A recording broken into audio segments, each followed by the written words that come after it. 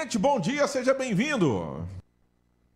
Bom dia, Fábio. Bom dia, Maurício. Satisfação estar aqui com vocês. Bom dia, população de Formosa. Em Goiânia está bastante quente, Fábio. Bem quente esses dias. Tivemos uma chuva no domingo, uma chuva forte, uma chuva inclusive com pedras de gelo, mas decorrer da semana aqui está bastante calor. Por que eu já perguntei isso para o senhor? Para já abrirmos a discussão sobre isso. Algumas prefeituras no Brasil já baixaram aqui devido à previsão e ao alarde que está aí na meteorologia, que nós teremos aí temperaturas chegando à casa dos 45 graus. O Rio de Janeiro ontem já bateu 40 graus, certo? Algumas prefeituras e empresas Brasil afora já decretaram que vão trabalhar só meio período a partir de sexta-feira devido a esse alto índice de calor. Para o cidadão que tem, para o trabalhador que tem aí dificuldades, que tem as comorbidades, assim como o professor Maurício tinha 26 na época da pandemia, depois que fez a cirurgia não tem nenhuma mais, graças a Deus, tem algo que pode chamar a atenção e de forma aí ele pode buscar recursos junto ao INSS ou também a Previdência para se resguardar nesse período de tanto calor, doutor Alan? Fábio, o que pode acontecer aí, se a Previdência ela não tem nenhum benefício que vai garantir algo preventivo, ou seja, você ter algum auxílio ali para algo que possa acontecer com pessoas que têm comorbidade, algo nesse sentido. O que ela tutela e o que ela garante ali ao segurado, ao cidadão que recolhe, que faz as contribuições previdenciárias, é justamente se ele tiver algum problema de saúde. Se gerar, juntamente com essas altas temperaturas, e ali ele tiver alguma comorbidade que gerou algo que impeça ele de trabalhar, ou seja, ele agravou algum problema de saúde que ele já tenha, ou aquilo ali o torne totalmente impossibilitado de trabalhar por um determinado momento, ou até por um período aí indeterminado, aí sim ele pode requerer os benefícios por incapacidade. Professor Maurício Figueiredo, 8h11 agora. Bom dia, doutor Alan, seja bem-vindo. Doutor Alan, o senhor esteve aqui na nossa cidade e atendeu muita gente. Qual foi a principal dúvida do nosso povo aqui de Formosa para o senhor? A principal dúvida que eu pude observar aí da população de Formosa foi sobre a concessão do benefício assistencial, que é popularmente conhecida aí como LOAS. Só que LOAS é a Lei Orgânica da Assistência Social, que justamente faz existir, faz inserir dentro dela essa possibilidade do benefício assistencial. E esse benefício assistencial, professor Maurício, ele é destinado para pessoas que estão impossibilitadas de trabalhar, ou seja, tem uma doença ali que impede ele que exerça a sua atividade profissional, ou para o idoso com 65 anos. Em ambos os casos, eles têm que estar dentro do critério de miserabilidade, ou seja, passando por uma dificuldade financeira para conseguir esse benefício. Esse benefício é um benefício que os recursos vêm da assistência social, mas ele é analisado, concedido, administrado e pago pelo Instituto Nacional do Seguro Social, no valor de um salário mínimo. 8h12. Outra pergunta que eu obtive essa semana, aqui em Formosa estão reformando muitas UBSs na cidade aqui. E aí alguns profissionais que trabalham lá têm essas comorbidades, têm problema respiratório. O funcionário ele pode nesses dias, e aí, claro, estende também para as outras empresas que o senhor vai trazer para a gente, ele pode pedir, está tendo uma reforma na minha empresa, ou está tendo um mau cheiro, ou está tendo um odor, ou um produto está sendo passado e eu tenho comorbidade, ou eu tenho uma insuficiência respiratória, ou algo do tipo, ele pode pedir um afastamento naquele período que está em manutenção a empresa? Ele pode pedir esse afastamento, Fábio, desde que gere incapacidade para o trabalho a ele, certo?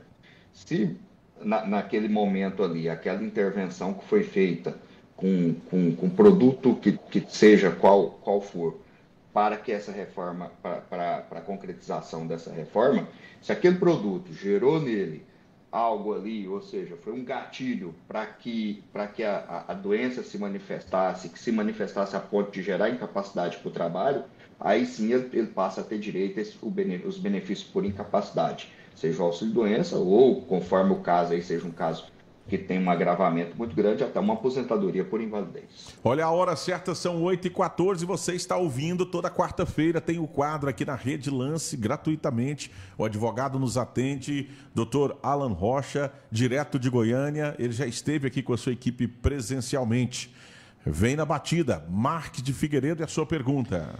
Doutor Alan, o Marcos aqui, que foi meu aluno, ele está perguntando o seguinte: ele foi jovem aprendiz, estagiário em uma empresa, e ele quer saber se esse período ele é contado para aposentadoria. É contado sim, Marcos. Você tem direito de reconhecer esse período aí, principalmente essa figura do jovem aprendiz, a figura ali do aprendizado, ele é uma figura que reconhece a possibilidade de você contar esse tempo como tempo de contribuição. Basta você ter os comprovantes de que exerceu essa atividade nesse período. Pois bem, doutor Alan, nós acordamos com a CUFA, com as entidades aqui, o pessoal está nos ouvindo, que daqui a uns dias nós vamos visitar a zona rural. Aqui nós temos muitos assentamentos em Formosa e também na cidade de Flores de Goiás. Por lá é onde se tem menos acesso. O trabalhador rural, como que ele faz para juntar o tempo de serviço, para comprovar o tempo de serviço para a aposentadoria? O trabalhador rural, ele não tem necessidade de contribuir para a Previdência Social, mas ele tem que comprovar, Fábio, que ele está lá na zona rural trabalhando sob o sistema de economia familiar. O homem pode se aposentar aos 60 anos, a mulher aos 55, e como que ele vai comprovar esse tempo? Porque não basta ter apenas a prova testemunhal. Ele vai comprovar isso com documentos, são documentos de natureza pública, que identifique ali a sua profissão, a sua atividade como lavrador, como trabalhador rural, como agricultor. E documentos que são reconhecidos pela Justiça para isso é a certidão de casamento, constando ali a profissão nesse sentido, certidão de nascimento dos filhos, a ficha de matrícula escolar, a certidão eleitoral, ou seja, todo e qualquer documento que seja de natureza pública. Em especial nos assentamentos, e o assentado é uma figura clássica do trabalhador rural, todos os registros que ele tem, inclusive do título daquela propriedade que lhe foi fornecido pela administração pública, é uma prova ali muito segura de que ele é trabalhador rural. Professor Maurício, são 8h18, 8h18. Doutor Alan, quando eu me aposentar, eu posso continuar contribuindo? Eu devo continuar contribuindo? Como é que funciona se eu continuar no mercado de trabalho? Professor Maurício, quando se aposenta e continua no mercado de trabalho, na verdade, aquelas contribuições não vão servir para praticamente nada. Mas é uma obrigação legal. Lamentavelmente, é uma obrigação legal. Porque a pessoa já aposentada, ou seja, ela já contribuiu, já preencheu os requisitos ali, continuando no mercado de trabalho, o correto e o justo, que eu entendo, seria não ter mais necessidade de contribuir para a Previdência Social. Mas a legislação, a nossa lei atual, torna isso como uma obrigação. Já se discutiu muito no passado a possibilidade, o nome técnico, o nome jurídico que se deu para isso era da desaposentação.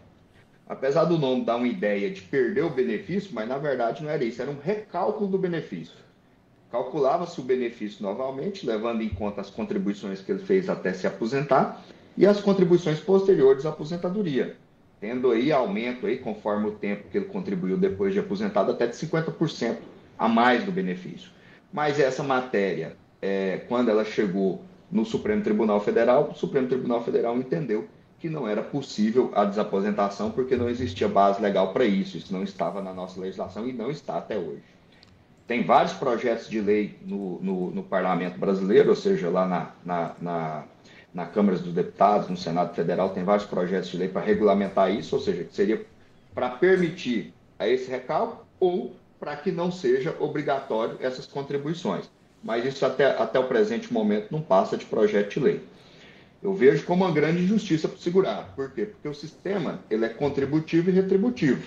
Eu contribuo para ter uma retribuição. E nesse caso está contribuindo sem ter retribuição nenhuma. Pois bem, doutor, 8h mais 18, eu já tive o tempo, estou com 35 anos de profissão, mas não tive idade ainda. Não tem mais nada que fazer, agora é esperar?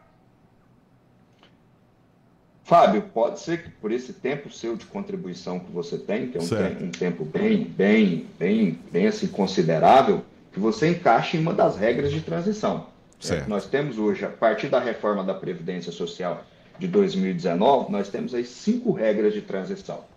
Regra que leva em conta o seu tempo de contribuição com a sua idade, que é a somatória dos pontos, pedágio de 50%, pedágio de 100%, ou seja, tem um leque de opções aí que talvez não vai ser necessário você chegar aos 65 anos e que você poderá se aposentar antes. E isso serve para todos os outros contribuintes, para quem já está ali na faixa etária dos 50 e poucos anos de idade e tem esse tempo de contribuição de 30 ou mais tempo de contribuição, pode ser que ele se encaixe em uma das regras de transição. Se não encaixar em regra de transição, a forma de aposentadoria hoje é os 65 anos para o homem, 62 para a mulher. 8 horas e 20 minutos, Maurício Marques Figueiredo já caminhando para o final a entrevista dessa quarta-feira com o Dr. Alan Rocha. Doutor Alan, como o senhor falou, existem vários questionamentos e várias leis hoje, vários projetos de lei hoje na Câmara, no Senado, sendo proposto para alterar, né, a Previdência, o sistema de aposentadoria. Qual o projeto de lei que tramita hoje, assim, pelo que o senhor tem de conhecimento, que é mais importante hoje, que mais beneficiaria a população, que há um clamor maior e uma movimentação maior dos nossos políticos para que sejam resolvidos e que se transforme em lei? O clamor, na verdade, esse clamor assim, do objetivo de transformar em lei, com toda sinceridade e respeito a todos os nossos parlamentares, eu não vejo uma movimentação tão grande para isso, né? E o que eu sinto hoje, Maurício, sinto que o que mais aflige a nossa população, os nossos aposentados, é em relação ao valor da pensão por morte. Se pensar que você tem aí um ente ali, um membro, que seja, vamos dar o exemplo aqui do casal, em que um deles falece, aquela renda é fundamental ali para a manutenção daquela família, e aí quando se vai pedir a pensão por morte que seja do homem ou que seja da mulher, essa renda reduz de cara para 40%. Se um deles for aposentado, vai ter uma redução maior ainda, porque é o redutor da acumulação de benefícios. Então, nós e vou dar um exemplo aqui para que o nosso internauta possa entender a gravidade desse assunto. Atendi nesse ano, no começo do ano, uma senhora em que ela era servidora do município de Goiânia, o marido também era servidor do município de Goiânia, ambos aposentados. E ambos eles eram auditores, e eles tinham renda aí, cada um na sua aposentadoria, de R$20 mil. Com o falecimento, com o redutor e com o valor da pensão que já reduz 40%, que ela passa a ser de 60% quando só tem um dependente, a renda daquele homem que faleceu, que era de R$20 mil na sua aposentadoria, caiu para R$2 mil. E aqui nós estamos falando de uma renda bem considerável para os padrões da sociedade brasileira. Imagina aquelas pessoas que têm renda menor e que vai limitar muitas vezes ali a salário mínimo.